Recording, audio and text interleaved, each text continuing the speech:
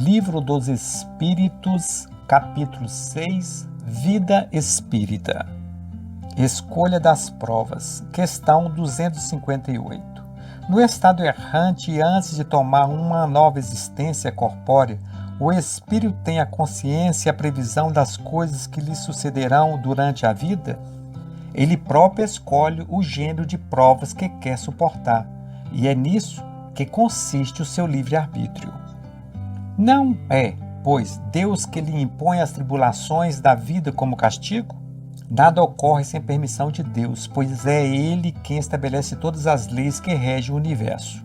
Perguntai então, por que vês tal leis antes que tal outra? Dando aos espíritos a liberdade de escolha, deixa-lhe toda a responsabilidade de seus atos e suas consequências. Nada entrava o seu futuro, o caminho do bem como do mal. Está para ele. Se sucumbe, resta-lhe uma consolação, é que tudo não se acaba para ele, e que Deus, em sua bondade, deixa livre para recomeçar o que fez de mal. É necessário, aliás, distinguir o que é obra da vontade de Deus e o que é do homem. Se um perigo vos ameaça, não foste vós que criaste esse perigo, foi Deus. Contudo, tendes a vontade de a ele vos expor, porque vedes nele um meio de adiantamento, e Deus o permitiu. Questão 259. Se o espírito pode escolher o gênero de provas que deve suportar, segue-se daí que todas as tribulações que experimentamos na vida foram previstas e escolhidas por nós? Todas não é a palavra, pois não se pode dizer que escolhestes e previstes tudo o que vos acontece no mundo, até as menores coisas. Escolhestes o gênero de provas. Os fatos e detalhes são as consequências da vossa posição e, frequentemente, de vossas próprias ações. Se o espírito quis nascer entre malfeitores, por exemplo, ele sabia o que arrastamentos se expunha, mas não cada um dos atos que viria a praticar. Esses atos são o efeito de sua vontade ou do seu livre-arbítrio. O espírito sabe que, escolhendo tal caminho, terá de suportar tal gênero de luta. Sabe, pois, a natureza das vicissitudes que enfrentará, mas não sabe quais acontecimentos o aguardam. Os detalhes dos acontecimentos nascem da circunstância e da força das coisas. Somente dos grandes acontecimentos, aqueles que influem sobre o destino, são previstos. Se tomas um caminho cheio de sulcos profundos, sabes que deves tomar grandes precauções, porque tens chance de cair, e não sabes em que lugar cairás. Pode ser, também, que não caias de fores bastante prudente.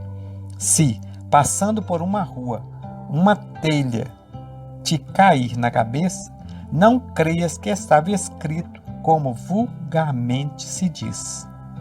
Questão 260. Como o espírito pode querer nascer entre pessoas de má vida?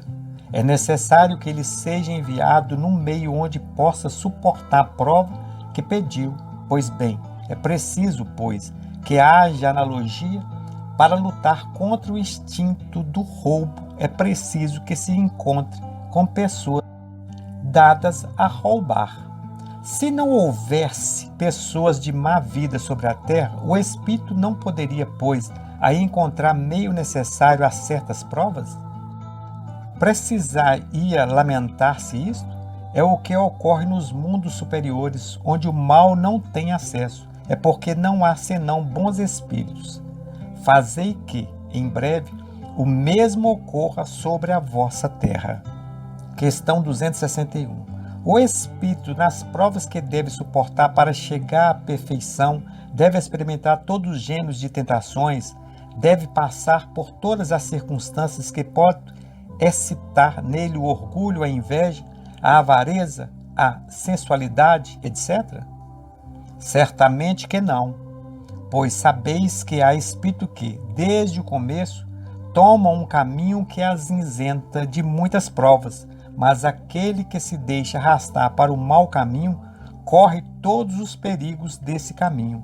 Um espírito, por exemplo, pode pedir a riqueza e esta lhe ser concedida. Então, conforme seu caráter, ele poderá se tornar avaro ou pródigo, egoísta ou generoso, ou se entregará a todos os prazeres da sensualidade.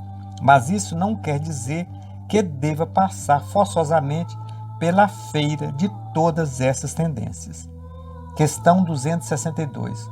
Como pode o espírito, que em sua origem é simples, ignorante e sem experiência, escolher uma existência com conhecimento de causa e ser responsável por essa escolha? Deus supre a sua inexperiência, lhe traçando o caminho que deve seguir. Como fazes para uma criança desde o berço, ele o deixa pouco a pouco, Senhor, para escolher, à medida que o seu livre-arbítrio se desenvolve. É então que, frequentemente, se extravia tomando o mau caminho. Se não escuta o conselho dos bons espíritos, é o que podemos chamar a queda do homem. Quando o espírito goza de seu livre-arbítrio, depende exclusivamente da sua vontade a escolha da existência corporal, ou essa existência pode lhe ser imposta pela vontade de Deus como expiação? Deus sabe esperar, não apressa a expiação. Entretanto, Deus pode impor uma existência a um espírito quando este, por sua inferioridade ou sua má vontade, não está apto a compreender o que poderia lhe ser mais salutar. E quando ver que essa existência pode servir à sua purificação e adiantamento, ao mesmo tempo que encontra nela uma expiação. Questão 263. O espírito faz sua escolha imediatamente depois da morte? Não, muitos acreditam na eternidade das penas. Vos foi dito, é um castigo. Questão 264. O que dirige o espírito na escolha das provas que quer suportar? Ele escolhe as que podem ser para ele uma expiação, segundo a natureza de suas faltas, e o faça avançar mais rapidamente. Alguns podem, pois, se impor uma vida de miséria e privações para tentar suportar com coragem.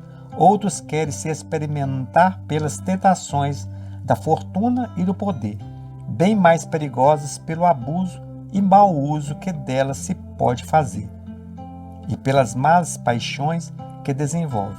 Outros, enfim, querem se experimentar pelas lutas que devem sustentar ao contato de vícios. Questão 265. Se alguns espíritos escolhem o contato com o vício como prova, existem os que escolhem por simpatia e por desejo de viver no meio do seu gosto, ou para poderem se entregar materialmente aos seus pendores materiais. Isto é certo, mas apenas entre aqueles cujo senso moral está ainda pouco desenvolvido. A prova vem deles mesmos e a suportarão por mais tempo. Cedo ou tarde, compreenderão que a satisfação das paixões brutais tem para eles consequências deploráveis, que suportarão durante um tempo que lhes parecerá eterno, e Deus os poderá deixar nesse estado até que compreendam suas faltas e peçam por si mesmos resgatá-las em provas proveitosas. Questão 266. Não parece natural escolher as provas menos penosas? Para vós, sim. Para o espírito, não.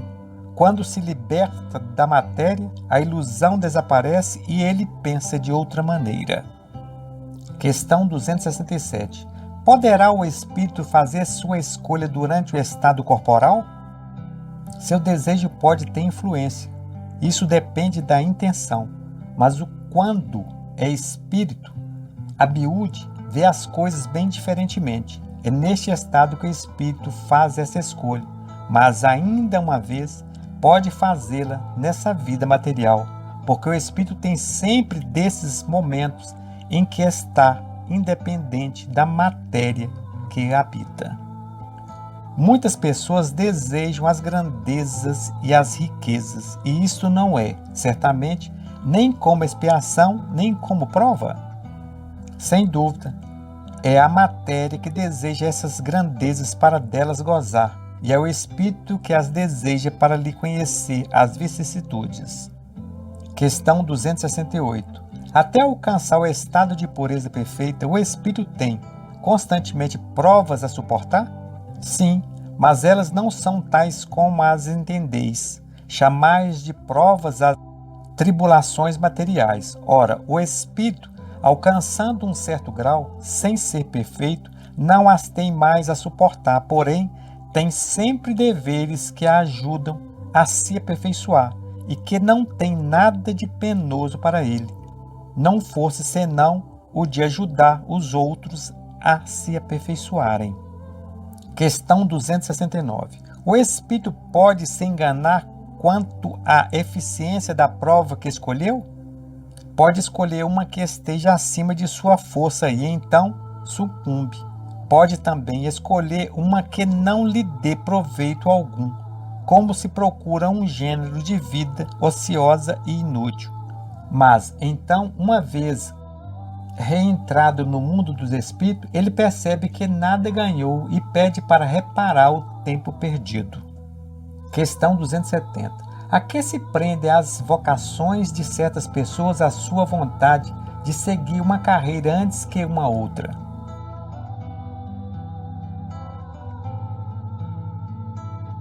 Parece-me que vós mesmos podeis responder a esta pergunta. Não é a consequência de tudo o que dissemos sobre a escolha das provas e sobre o progresso realizado numa existência anterior? Questão 271. No estado errante, o espírito, estudando as diversas condições nas quais poderá progredir, como pensa o poder fazer nascendo, por exemplo, entre os povos canibais? Não são os espíritos já avançados que nascem entre os canibais, mas espírito da natureza daqueles canibais ou que lhes são inferiores. Questão 272. Os espíritos vindos de um mundo inferior à Terra ou de um povo muito atrasado, como os canibais, por exemplo, poderiam nascer entre os povos civilizados?